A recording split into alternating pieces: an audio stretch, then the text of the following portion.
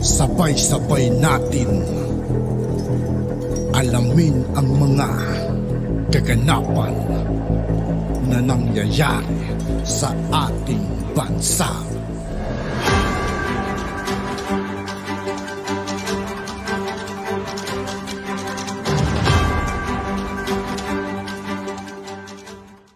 Yo, what's up mga kaibigan? This is I2K po again. Ngayon nandito ulit tayo sa channel ni Pinas News Insider. Dito ulit tayo magbibigay ng komento at reaksyon. Excuse mga kaibigan. Kaya samahan nyo ako. Let's go! Ilabas lahat para malaman ninyo na kami ay totoo sa aming ginawa ngayong araw na to. Actually ito, sabi ko nga ulit kanina, sabi ko, suporta lang namin ito sa ginagawang cleansing ng ating SILG at ng aming Chief PNP. Ngayon, kung meron sa amin isa dito at mag-positive, outright, tanggal sa posisyon yan at ibisigahan po natin yan. Ito ang balita ngayon. Viral ngayon sa mundo ng social media. Planong babagsakin si Pangulong Bongbong Marcos. Totoo nga ba ito mga kabanat? Ating alamin. Pero bago ang lahat sa channel na ito. Sa lahat ng hindi pa nakasubscribe mga kaibigan kay Pinas News Insider, mag-subscribe na po tayo at huwag nyo rin pong kalimutan mag-subscribe dito sa aking channel. Huwag mo nang patagalin yan, i-subscribe mo na yan at huwag mo rin kalimutang i-click ang notification bell para updated ka sa lahat ng bagong video na i-upload namin. At eto na nga mga kachika, umuugo ngayon ang mga balita na di umano'y may kinakasang destabilization plan ng AFP laban sa ating Pangulong Ferdinand Marcos Jr. At ilan sa mga nakikitang dahilan di umano ng ating mga kababayan at ilang organisasyon ay ang panawagan ni DILG Secretary Benjamin Abalos na magbitiw na sa pwesto ang mga general at colonel ng PNP na sangkot sa iligal na droga. Pangalawa ay ang pagpapalit ng general ng AFP sa katauhan ni Andres Centino at General Vicente Bacaro. At ang pangatlo ay ang pagtatalaga ni Pangulong Bongbong Marcos sa kontrobersyal na Secretary of Department of Justice na si Jesus Crispin Boying Rimulya. Bunsod na rin ang pagkakatanggal ni dating Bucor Chief General Bantag sa Bucor. Samantala, may mga nagsasabi naman na napakababa ng mga dahilan na ito para magsagawa ng destabilization plan at para pabagsakin ang ating kasalukuyang Pangulo. Sa kabila nito, nagpahayag naman ang pulisya. Bagamat hindi nila isinasantabi ang mga kumakalat na balitang ito, nagpaalala sila sa publiko na huwag maniniwala sa mga lumalabas sa social media.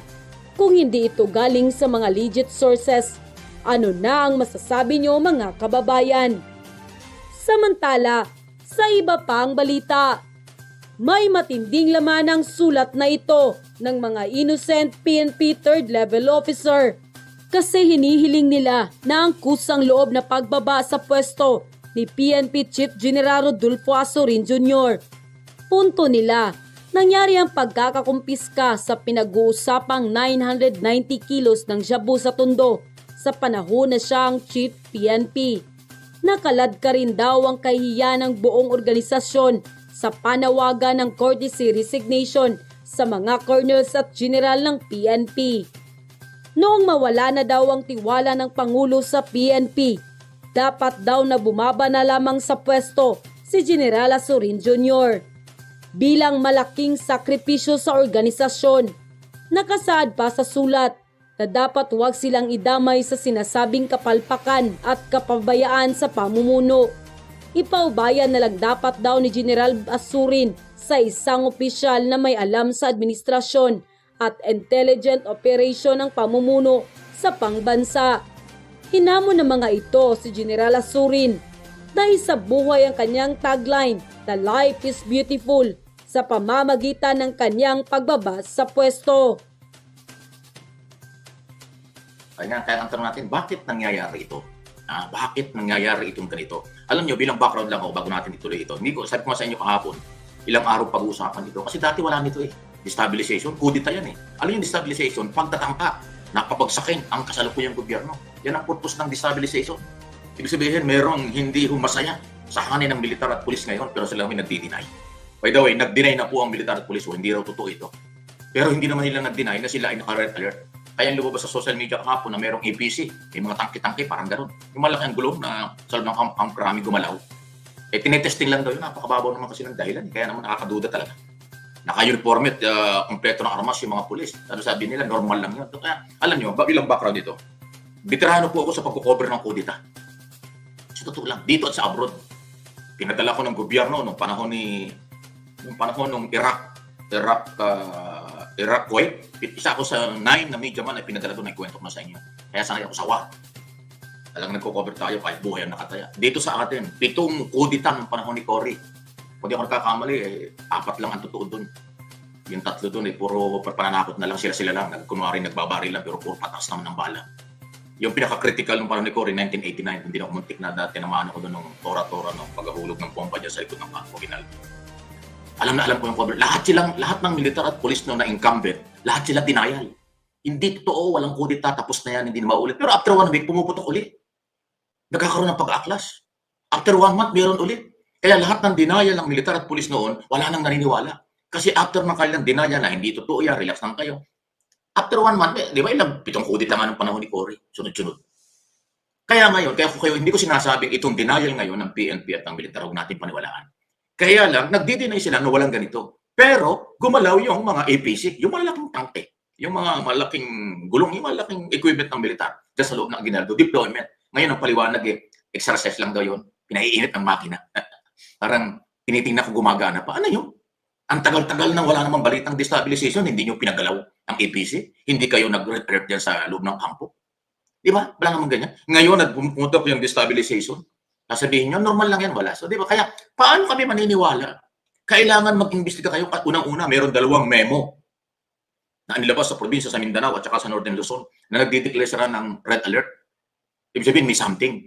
Tapos ang Campo Crame, may galaw na gano'n. Hindi naman kayo nag-deny dahil nakita sa video at picture sa social media kahapon. So ganito, ito pong destabilization plan, pagtatangkang papapagsak ng gobyerno, yan ang ibig sabihin. May mga dismayado umano ng mga militar at pulis sa ating pamahalaan. Kahit anong sabihin nyo na hindi ito totoo, nakakasira sa imahe ng bansa. Nakakasira sa political stability. Nakakasira sa pagsisikap ni Pangulong Marcos na mapaganda ang bansa. Bakit ganito? Alam natin natin, destabilization, fake nga ba? Fake news nga ba? Yan ang tanong. Sabi ng militar at police, fake news yan. Pero ngayon, nag-iimbestiga sila doon sa galaw ng ibang mga opisyal. Wow. Kaya ang tanong natin, bakit ba nangyayari ito?